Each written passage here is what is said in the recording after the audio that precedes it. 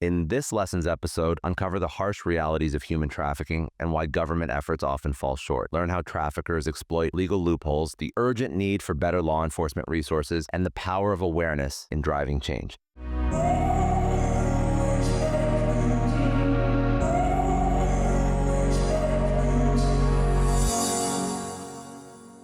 When we look at, your story and when you started to get involved, and it wasn't really as much of an awareness push as there is right now. I know I was reading about Tim Ballard's story, and he was, I guess, former CIA, Homeland Security, and he started OUR because he felt limited by the government's resources as well, which is a scary thought because as the average person, you're hoping that the government is doing a good job of dealing with this because, who else really? Who else has the capacity to deal with 50 million globally trafficked victims?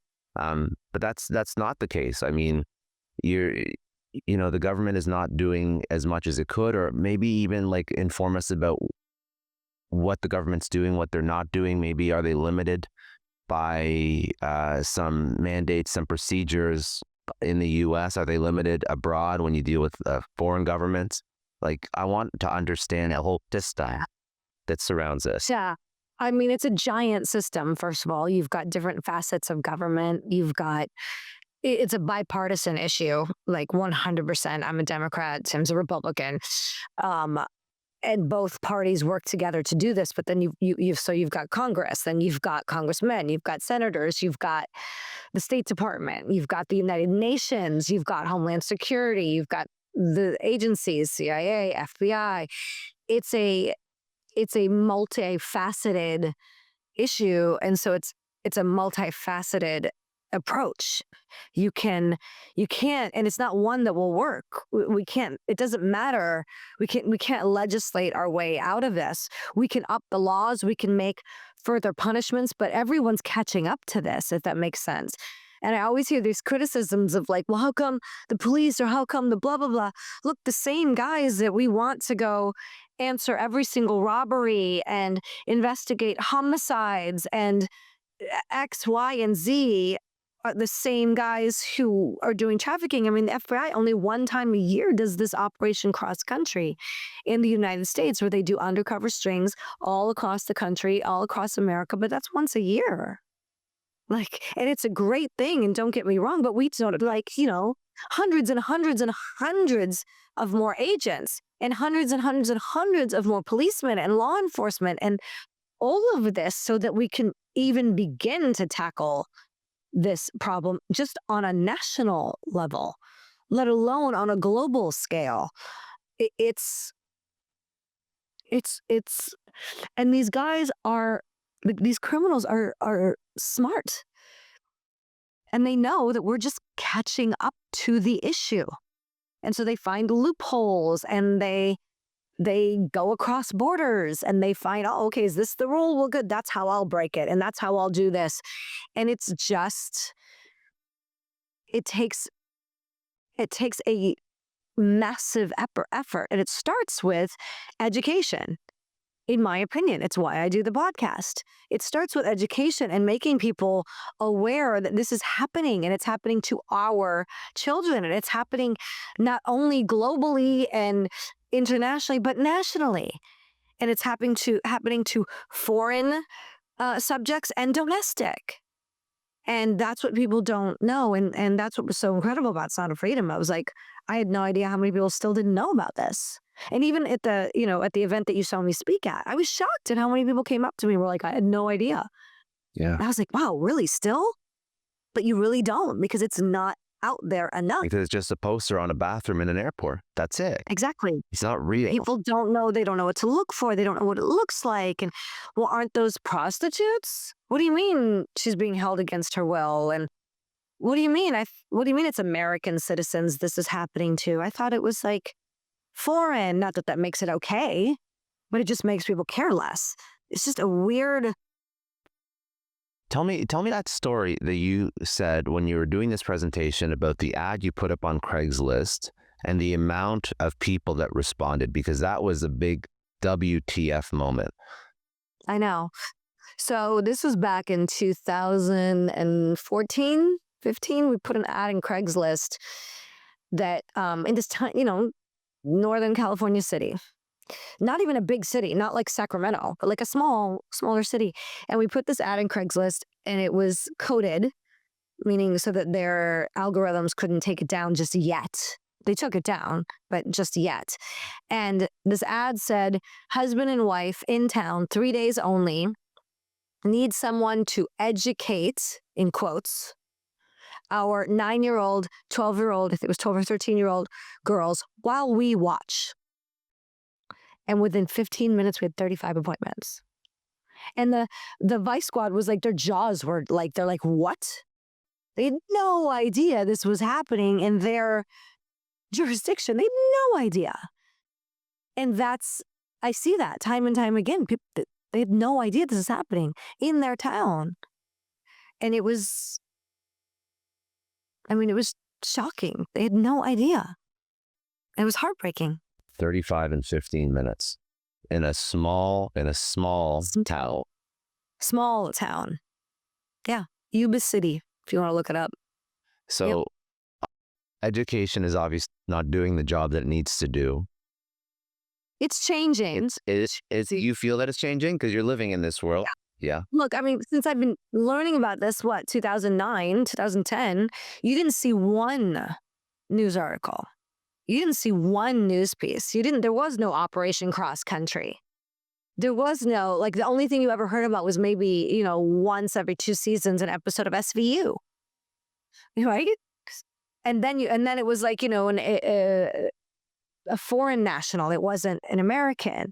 And you just didn't hear about it, or people went, oh, those poor, oh, I've heard about that in Cambodia or Thailand or the Philippines.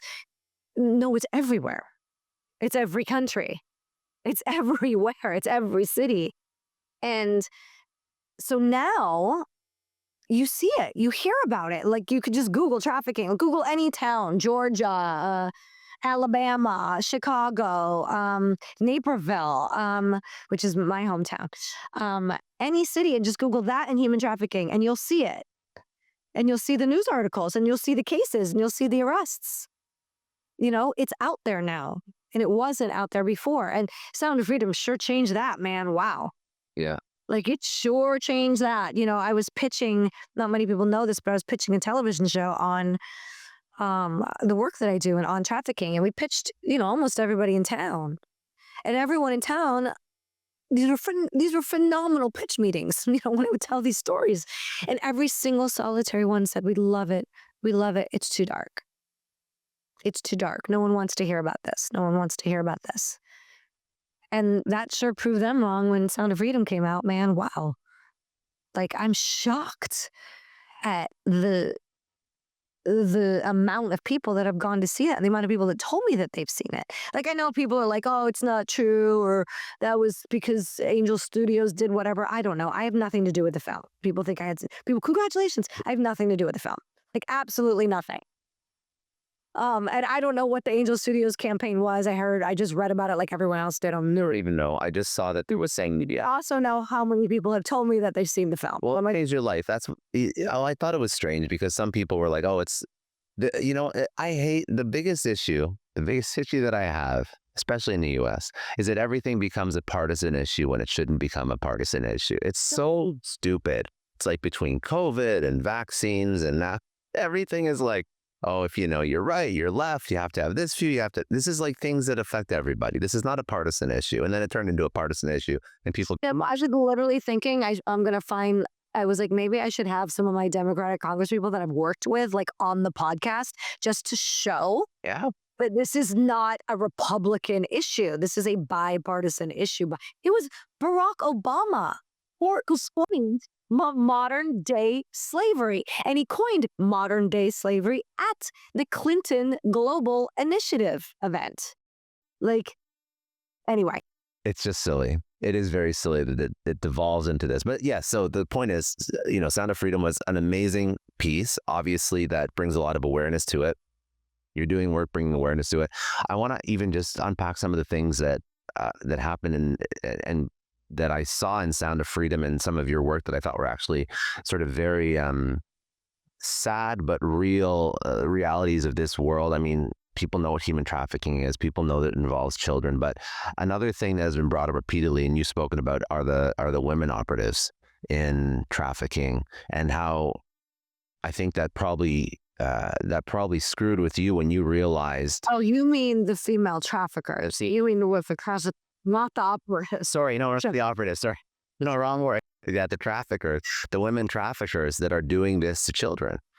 Yes. Yeah. It makes me sick.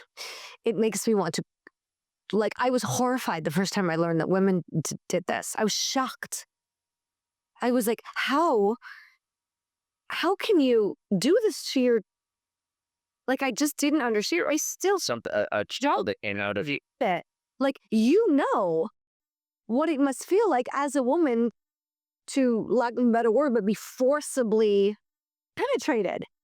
Like, you must have some semblance of this as a female.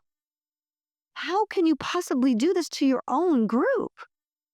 And I didn't, and it's still incomprehensible, period. You're never going to comprehend something that is incomprehensible. You can't. You can't. And it horrified me. And it still breaks my heart every time I see it. I just. Well, I'm assuming the women that do this are people that have gone through this system themselves. They've probably been trafficked. That's right. No? No. Well, you know, in the movie, Miss Cartagena, that was Miss Cartagena. This is real life. So in real life, in Colombia, and you can Google it, Miss Cartagena, she was voting, Miss Cartagena, a beauty queen, literally went door to door to door to door to families and were like, oh, your children are so beautiful. I have a modeling school.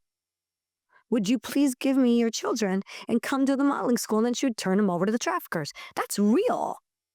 That's not fictionalized. That was real. Why? Money. Like, we try to go, oh, there must be some traumatic. No, not all the time. Sometimes it's just money. Sometimes they are just really bad people. And there's no getting around that. And there's no understanding it because it's impossible. You can't understand something that's insane. And it just is what it is. And you just have to be like, I guess that's it. Heartbreaking. Thanks for tuning in. If you found this valuable, don't forget to hit that subscribe button so you never miss an episode. And if you want to dive deeper into this conversation, check out the links in the description to watch the full episode. See you in the next one.